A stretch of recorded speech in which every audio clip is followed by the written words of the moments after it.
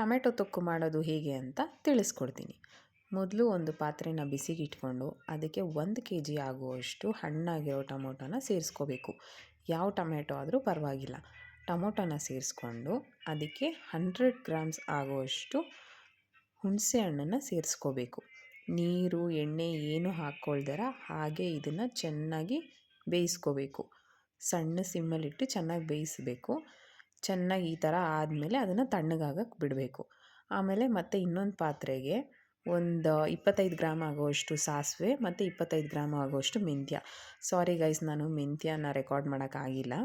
So ಸಾಸಿವೆ ಮಾತ್ರ ಮಾಡಿದ್ದೀನಿ. ಸೊ ಇದೆರಡನ್ನೂ ಹುರ್ಕೊಂಡು ಪೌಡ್ರ್ ಮಾಡ್ಕೋಬೇಕು. ಈ ಥರ ಅದನ್ನು ಒಂದು ಸೈಡಲ್ಲಿ ಇಟ್ಕೊಂಡು ತಣ್ಣಗಾಗಿರೋ ಟೊಮ್ಯಾಟೋಗೆ ಚಿಲ್ಲಿ ಪೌಡ್ರ್ 100 ಗ್ರಾಮ್ಸ್ ಹಾಕ್ಕೋಬೇಕು. ಮತ್ತು ಬೆಳ್ಳುಳ್ಳಿನ ಅದು ಒಂದು 50 ಗ್ರಾಮ್ಸು ಚೆಚ್ಕೊಂಡಿರೋದನ್ನು ಹಾಕ್ಕೋಬೇಕು. ಅದಕ್ಕೇ ಮತ್ತು ಸಾಲ್ಟ್ ಹಾಕ್ಕೋಬೇಕು. ಸಾಲ್ಟ್ ಒಂದು 50 ಗ್ರಾಮ್ಸ್ ಹಾಕ್ಕೋಬೇಕು. ಇದನ್ನೆಲ್ಲ ಹಾಕ್ಕೊಂಡು ಚೆನ್ನಾಗಿ ಮಿಕ್ಸ್ ಮಾಡಿಕೊಂಡು ತಣ್ಣಗಾದಮೇಲೆ ಇದನ್ನು ಗ್ರೈಂಡ್ ಮಾಡ್ಕೋಬೇಕು. ಫುಲ್ ಫೈನ್ ಪೇಸ್ಟ್ ಮಾಡ್ಕೋಬೇಕು. ನೋಡಿ ಈ ಥರ ನೀಟಾಗಿ ಪೇಸ್ಟ್ ಹಾಕಬೇಕು. ಆಮೇಲೆ ಒಂದು ಪಾತ್ರೆಗೆ ಮತ್ತೆ ಆಯಿಲ್ ಹಾಕ್ಕೊಳ್ಳಿ. ಒಂದು 300 ಗ್ರಾಮ್ಸು, ಸ್ವಲ್ಪ ಆಯಿಲ್ ಜಾಸ್ತಿ ಬೇಕಾಗುತ್ತೆ. 300 ಗ್ರಾಮ್ಸ್ ಆಗುವಷ್ಟು ಆಯಿಲ್ ಹಾಕ್ಕೊಂಡು ಸಾಸಿವೆ, ಜೀರಿಗೆ, ಉದ್ದಿನಬೇಳೆ, ಕಡಲೆಬೇಳೆ ಎಲ್ಲ ಹಾಕ್ಕೊಂಡು ಸ್ವಲ್ಪ ಕಲರ್ ಚೇಂಜ್ ಆಗೋ ಗಂಟ ಚೆನ್ನಾಗಿ ಫ್ರೈ ಮಾಡ್ಕೋಬೇಕು. ನೋಡಿ ಈ ಥರ ಚೆನ್ನಾಗಿ ಫ್ರೈ ಆಗಬೇಕು. ಈ ಥರ ಫ್ರೈ ಆಗ್ತಾ ಇದ್ದಂಗೆ ಸ್ವಲ್ಪ ಬೆಳ್ಳುಳ್ಳಿನೂ ಹಾಕ್ಕೋಬೇಕು. ಸ್ವಲ್ಪ ಹೆಚ್ಚಿರೋ ಬೆಳ್ಳುಳ್ಳಿನ ಇದಕ್ಕೆ ಸೇರಿಸ್ಕೋಬೇಕು. ಇದನ್ನು ಚೆನ್ನಾಗಿ ಎಣ್ಣೆಯಲ್ಲಿ ಬೇಯಿಸೋದ್ರಿಂದ ಇದು ಎಷ್ಟು ದಿನ ಆದರೂ ಕೆಡೋದಿಲ್ಲ, ಹಾಗೇ ಇರುತ್ತೆ. ನಾವು ಸ್ಟೋರ್ ಮಾಡ್ಕೋಬೋದು.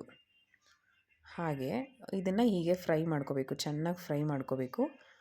ಇದು ಕಲರ್ ಚೇಂಜ್ ಆದಮೇಲೆ ಬೆಳ್ಳುಳ್ಳಿ ಹಾಕ್ಕೋಬೇಕು.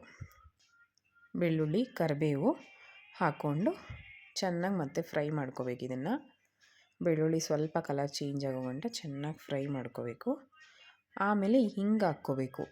ಮೇನ್ ಇಂಗ್ರೀಡಿಯೆಂಟ್ ಅಂತ ಹೇಳ್ಬೋದು ಹಿಂಗು ಹಾಕ್ಕೊಂಡು 1 ಟೀ ಸ್ಪೂನ್ ಆಗುವಷ್ಟು ಹಾಕ್ಕೋಬೇಕು. ಹಾಕ್ಕೊಂಡು ಅದನ್ನು ಚೆನ್ನಾಗಿ ಫ್ರೈ ಆಗಬೇಕು.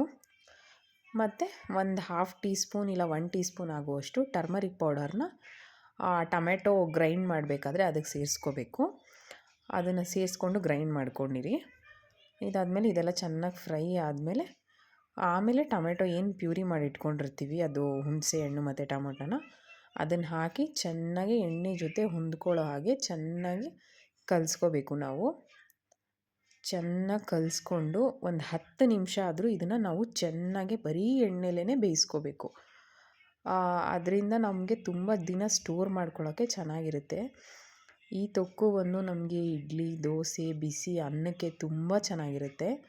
ಇದನ್ನು ಒಂದು ಕಂಟೈನರ್, ಏರ್ ಟೈಟ್ ಕಂಟೈನರ್ಗೆ ಹಾಕಿ ಇಟ್ಕೊಂಡ್ರೆ ತುಂಬ ದಿನ ಇದನ್ನು ನಾವು ಸ್ಟೋರ್ ಮಾಡ್ಕೊಂಡು ತಿನ್ಬೋದು. ನೋಡಿ ಎಷ್ಟು ಚೆನ್ನಾಗಾಗಿದೆ ನೋಡಿ. ಒಂದು 10 ನಿಮಿಷ ಚೆನ್ನಾಗಿ ಬೇಯಿಸಿದ್ಮೇಲೆ ಈ ಥರ ಅದು ಎಣ್ಣೆನ ಬಿಟ್ಕೊಳ್ಳುತ್ತೆ.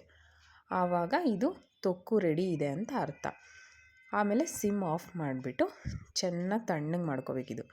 ತಣ್ಣಗೆ ಮಾಡಿಕೊಂಡು ಆಮೇಲೆ ಟೇಸ್ಟ್ ಮಾಡಿ. Thank you.